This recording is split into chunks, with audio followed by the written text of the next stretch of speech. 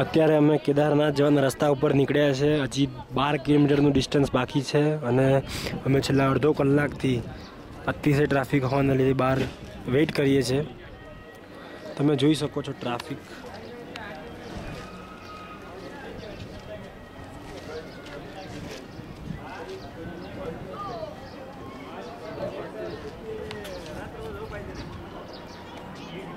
हाँ हमारी बस અને એવું કહેવાય છે કે છેલ્લા 6 કિલોમીટર સુધી બંધ છે રસ્તો।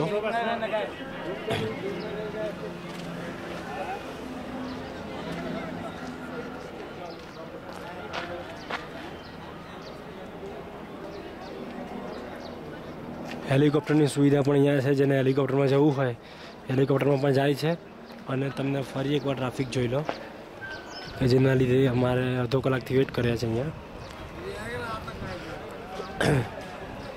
हमारी बस બધા અત્યારે આ છે।